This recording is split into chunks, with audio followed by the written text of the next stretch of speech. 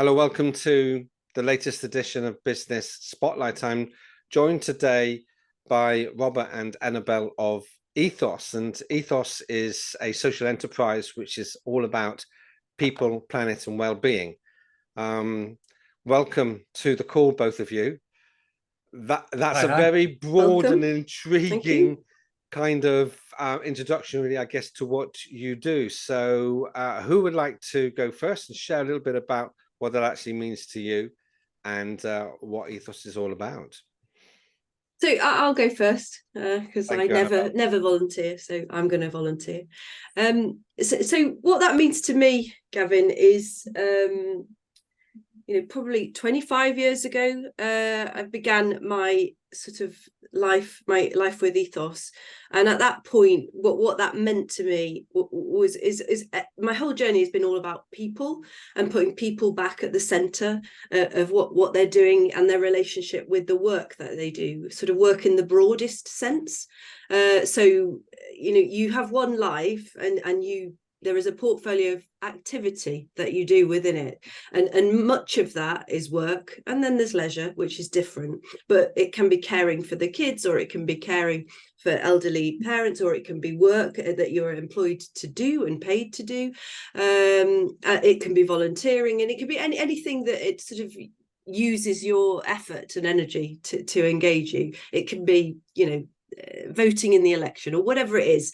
It requires your mind and your exertion to participate. So from that platform, that one, we have one life, we are one person. We can't, we shouldn't expect people to split themselves and, whilst you're doing this, you do this, the rest of your life doesn't go on. So on that basis, that taking that platform and then people basically back at the center of what it is that what motivates them, what is their mission, where do they want to go, what change do they want to see in the world, and then what does that then mean when you take those thoughts and that reflection into how they then sort of spend their time doing whatever they do through their work. And I think what I've seen in mainly the last 15 years of working in Ethos in its current form is a number of, many individuals coming through going, okay, well, what I want to do is improve the funding within army sport. I want to improve the air quality by reducing the time to parking. I want to improve the life of the well-being of people in the police. And particular personal one is like, I really want to help young people move from not having any work experience or little work experience and really struggling to then get on the first step to actually just get into work and do something. How might you approach that differently and create an initiative and a project to enable that to happen? So that's the sort of perspective that I come from. It's all about people, and we sort of create this work system in Ethos called Value Exchange, which is about taking people on that journey, considering many elements of their life. What is it what matters to you in the world? How are you then going to manifest what you might want to do? What are the outcomes? Who's going to help you achieve those? How are you going to pay for it? And then taking time over, okay, I've done that. 3 months later, how did I get on? What did I actually do, and who helped me, and what did they say about what I've done, and just go on a practice and a process of what does that mean through value exchange. So for me, that's what Ethos is about. It sounds very much as though you're working with people at a great personal depth to themselves. So I wonder, Robert, perhaps you could answer this question. Do people find you who already know that they need to kind of unpack this in their lives or in their work, or do you find them and help them understand that this is something they may want to do? How does the connection come about in the first place? And is it with individuals of a certain type, or is it organizations, or a mixture of the two? That's a great question, and I think it's the answer simply is both. But for the last 15 years, it's mostly been a network of people who come to find us rather than us going out to the world. But maybe if I just pick up from Annabelle's introduction and sort of because I think my story comes after Annabelle's, in that, you know, the people bit. Yeah. We met in what is now EY with co-founder Tony, who's still with us. It was called Ernst & Young then, and my journey to Ethos was a little bit different, but yet the people bit is similar. So the different bit is that I was originally a computer science graduate, so I'm a self-confessed geek, Right. and I kind of love studying organizations and things. And for me, people are a great fascination in that, because, you know, they're the, unlike a program, you can't unpick what the program is. You know, Gavin's program is different to Annabelle, and then you'll be different on Tuesday as on Monday, and so it's not deterministic. But for me, in EY in the 90s, the great frustration, if you like, was the organizational bureaucracy. That the further up I went in the organization, I was, you know, on the route to become a partner, it all became about internal meetings and politics and bureaucracy, rather than the people that made it happen were all over the place. And it was the same people who kind of kept making stuff happen despite the bureaucracy. So, you know, 20 odd years later, you know, we weren't enabled, you know, by organizations and process. At the heart of it, it was people and their passionate stories. So the second part of your question, and that's what sort of gets me out of bed every morning, gets me out of bed. Yeah. That was, are you increasingly now approaching organizations? Is it about people? Is it about organizations? We don't really know how to communicate with organizations, because we haven't, you know, found a language of products, because you won't find us going, do you know what, our product is better, faster, cheaper, you know, despite the fact that my career was in business development, and I've been trained in all sorts of software sales approaches. We find that what we do with organizations is we find people who are interested in change in some way, and that change is always framed as a well-being change. You know, so it's well-being of your staff, well-being of the communities you serve, well-being of the customers that, you know, you are selling products to, well-being of the planet that we all occupy in a shared way. So the sort of the quick answer to that one, and then the long answer was, it was very people. It's becoming more organizational approach, an organization, and the project Annabelle referred to, the Young Leaders Project, which was in the pandemic when we employed 65 people. We didn't know what we were going to do with them other than pay them a wage.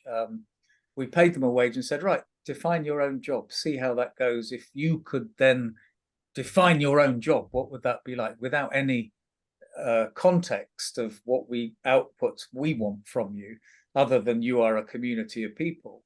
But that ended up being a sort of a massively inspiring platform for giving these young people the sort of work experience they needed to then go on to something, you know, great after this Ethos program that lasted 2 years, because they had so much more self-confidence, they had experience of the working environment, and they had ideas about what they really could do once they kind of went into a work system and started demonstrating.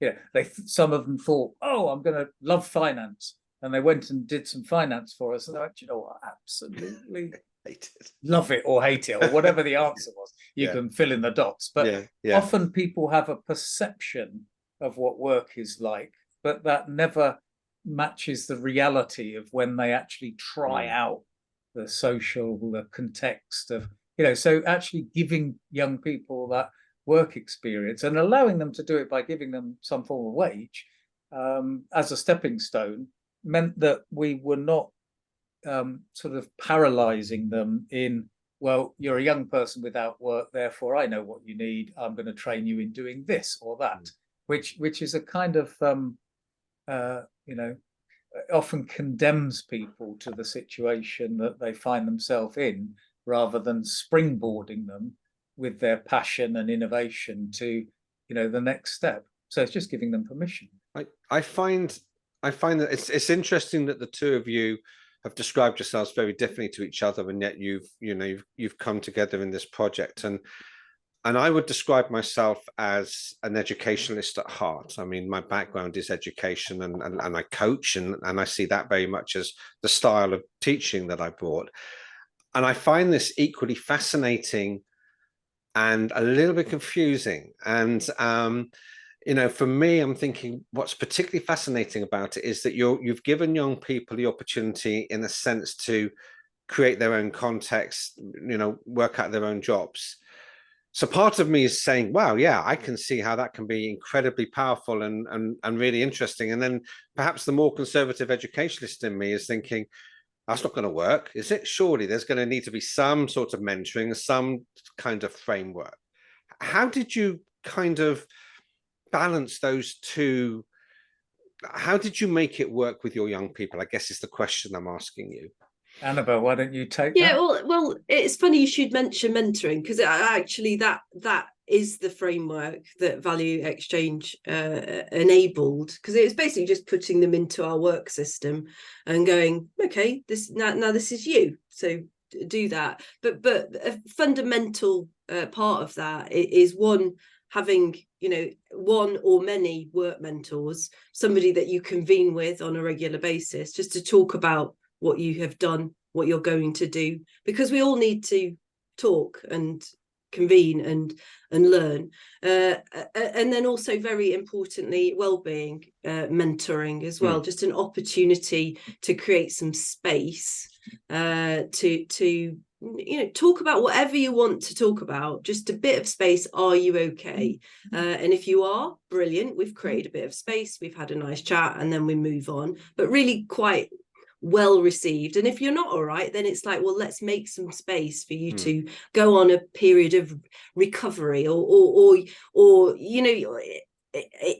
the well-being thing is actually about sort of back to that one life thing, which is just enabling life to go on and being flexible enough. I talk about real flexibility, which is a two-way thing, because if I can be as flexible as I want, but if the other participant in where I require the flexibility is inflexible, then there is no flexibility, is there? Yeah. So there's most definitely a framework of mentoring, and then the way that we operate is around, everything starts as a project.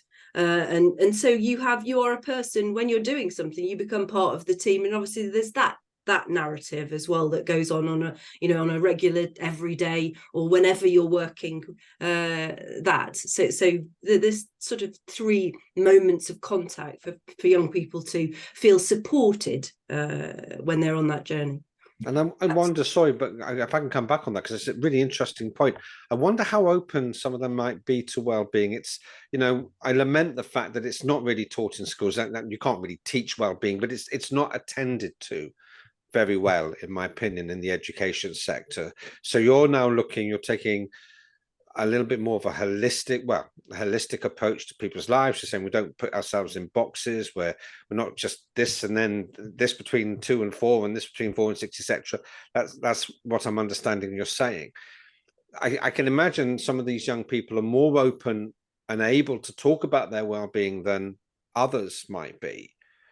Do you see people going on a journey in this? Yes. Can I take that? But just wind back. So the partnership between Annabelle and I is quite interesting, because the practical answer you've got, I always want to attend to a more philosophical level of answering a question, because I think it's particularly important in the education system, where if you think about the world as it is at the moment, a metaphor for education might be like a factory, where you are taking people through a system of qualifications and a pedagogy of how you are going to transmit that to a bigger audience, not a one-to-one kind of individualistic.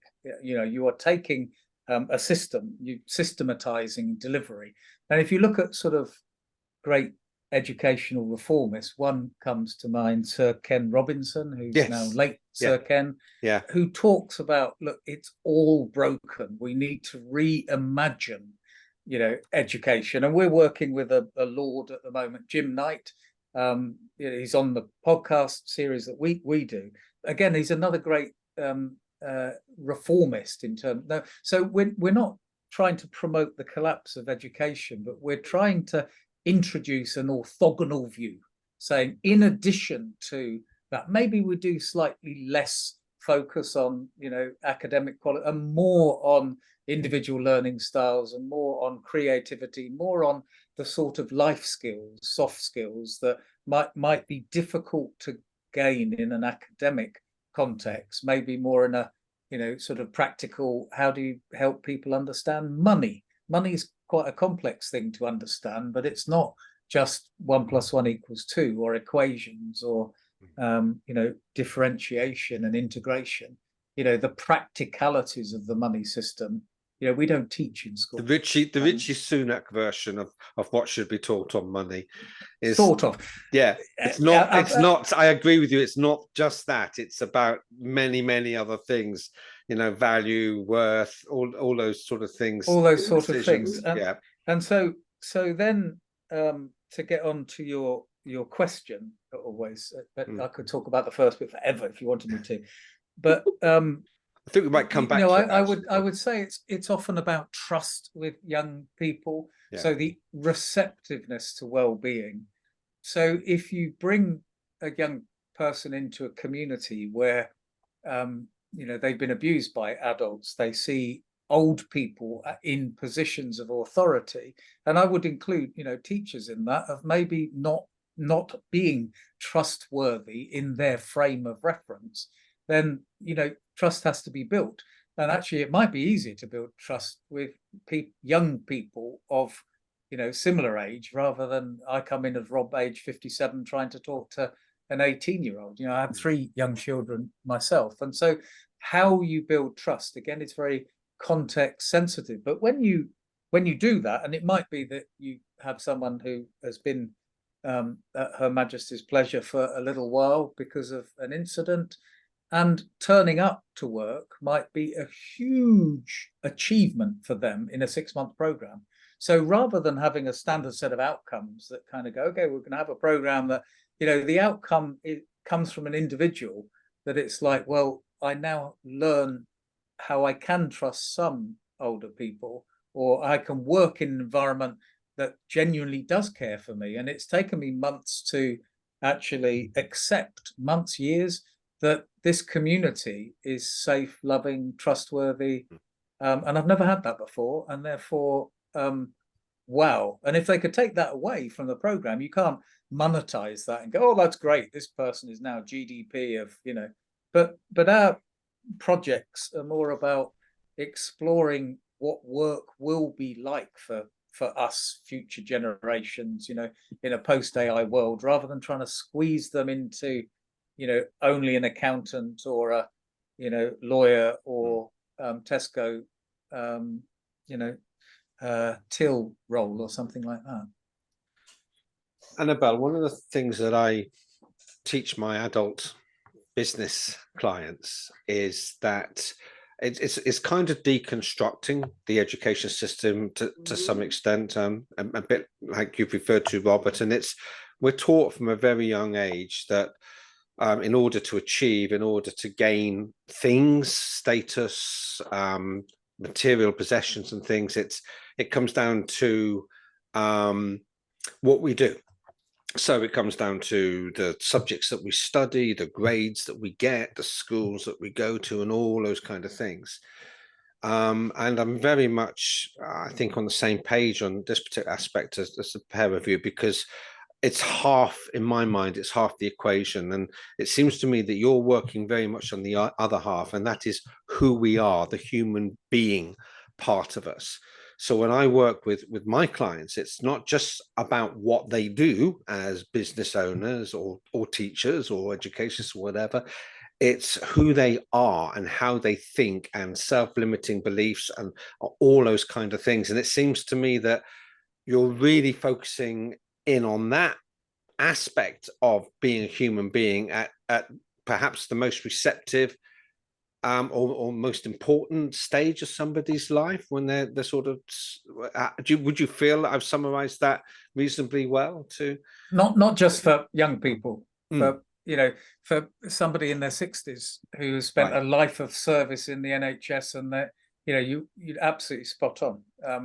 I think I think you're spot on, and I think what it does, I think it's important to know that it's for anyone, and I think the Right. sooner we can understand lifelong learning is a great thing, and we shouldn't be squashing all our And it's knowledge-based lifelong. learning into 7 years at senior school. Then what a great result that will be. But it's about people having permission and understanding that what they are is what they are, and that's okay, and it's great, and it can be built upon either through them doing whatever they find they want to do and improve themselves, or working with others, finding people who are good at the things that you're not good at, because often just trying to make yourself good at something that you really just can't be good at is soul destroying. So don't do that. That's okay. We can't all be good at everything, and I think it's just that understanding that you are what you are. It's self sort of awareness as to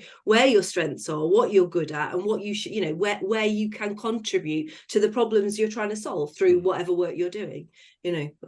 So you've mentioned there are other ages. Let's use that to introduce. Tell us a little bit about the police work and the army work that you've been doing.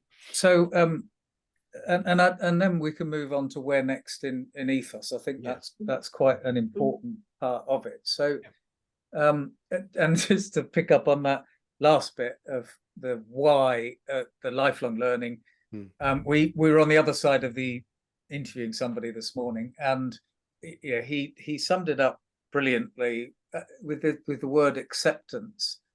So wherever we are, if in that life journey, however short the straws we've drawn, acceptance and then acting in terms of what comes next. And acceptance can be a really, really tough thing, especially if you've been really unlucky in the cards that life has dealt you. So acceptance and then working with what you've got, because people who have often had the hardest start can build a foundation that is so incredibly powerful that they've got so much to offer in moving forward, only if and when and as they get acceptance to use that to then take them wherever. But back to these projects. So 15 years ago, when we relaunched the organization as Ethos, we started building these projects almost like we were a venture capitalist and we'd invest with them.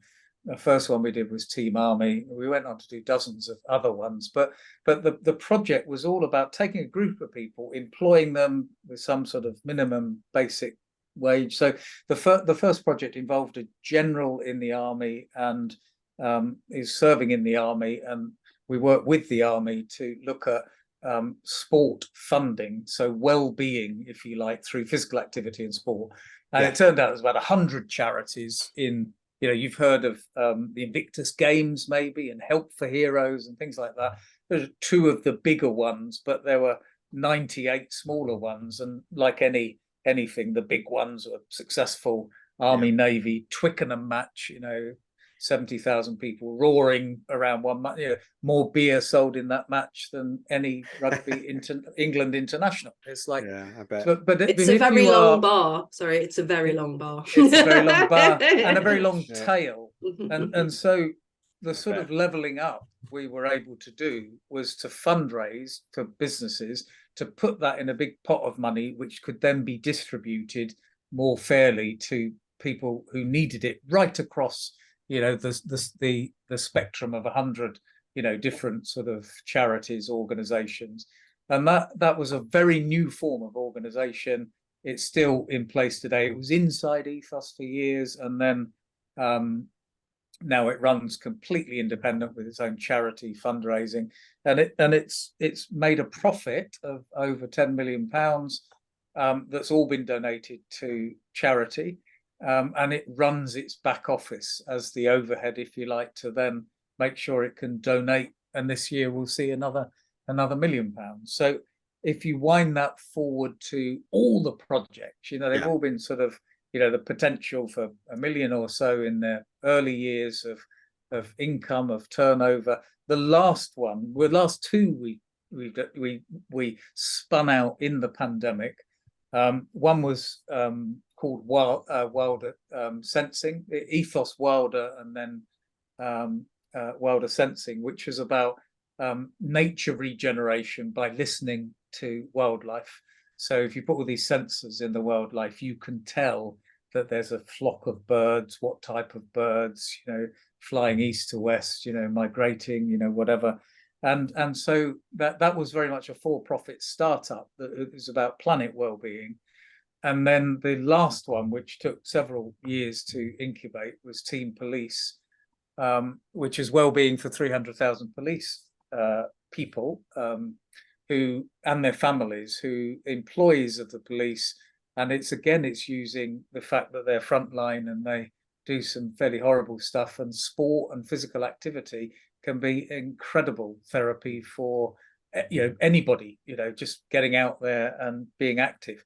Again, there's a brand we created, a fundraising organization.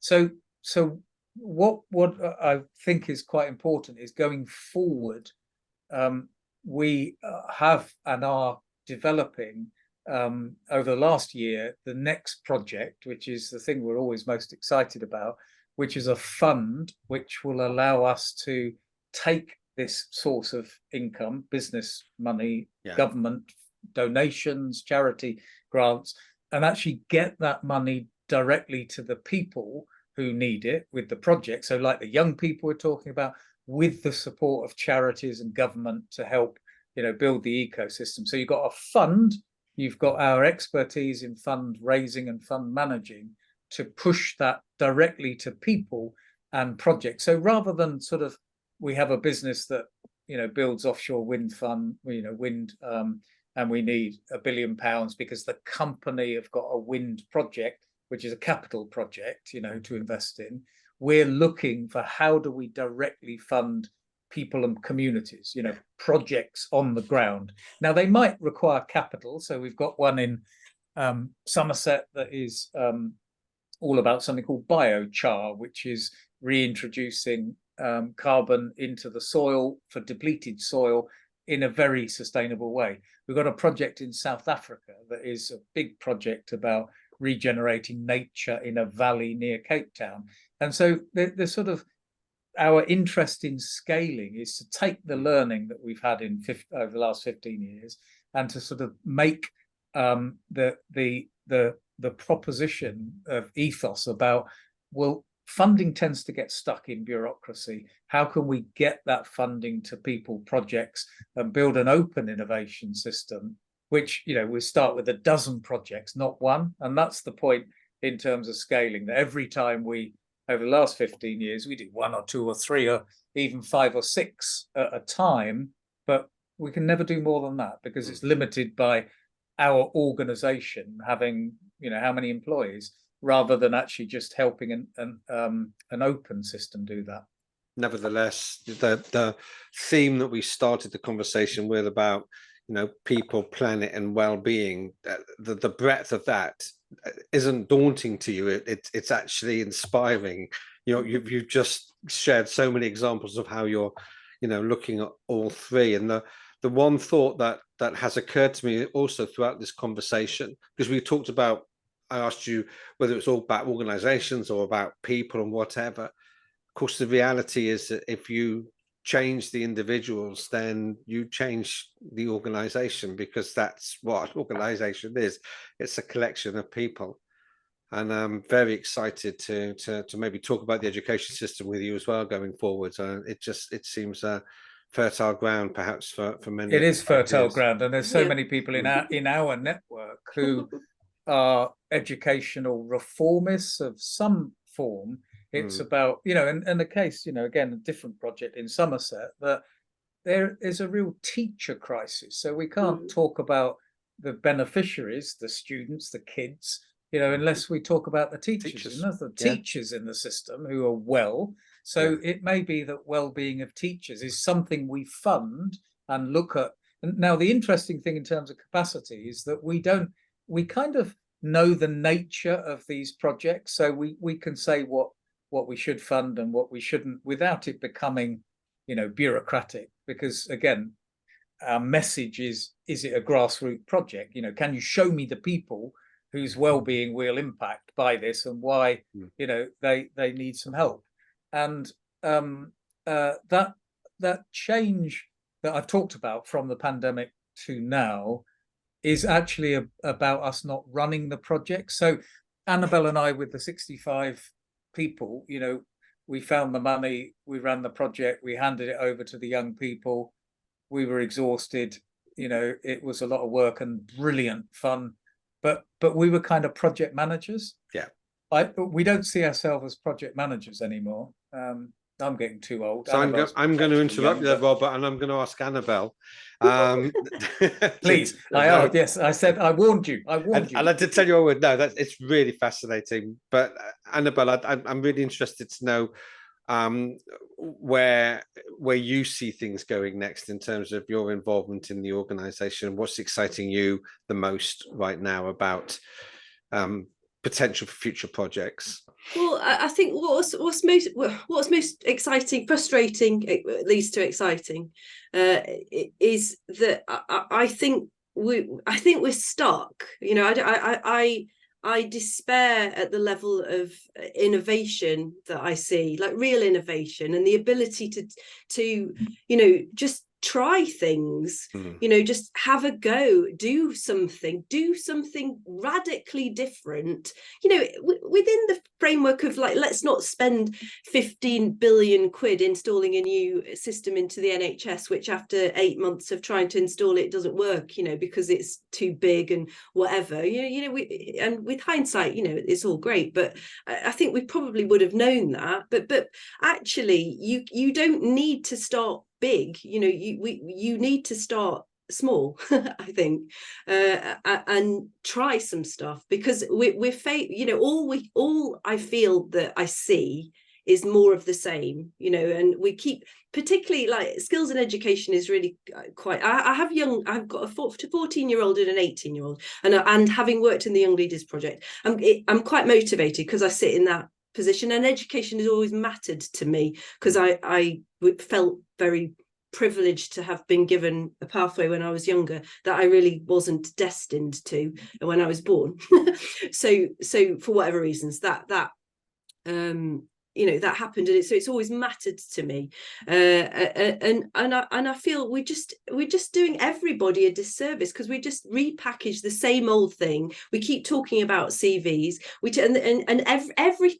everybody that I'm hearing is like the gap's just getting bigger and bigger and bigger between education and work, and we just keep thinking we're doing the same thing, and it's like, well, what let's just do something different. Let's just try and see what happens. I feel that's what's most required, I think. And that sort of motivates me, because I feel we are at a crisis point where if we don't do some things that are different, we're all going to hell in a handcart. And that's clearly what's motivating the pair of you. Look, I think it's been fascinating, and we could talk for hours. I know we could. I think we've got so much there for people to reflect on. It's really powerful stuff, and I've thoroughly enjoyed our conversation as well. I hope you have too. Lovely, thank you both for having ever us so much for your time. Thank you.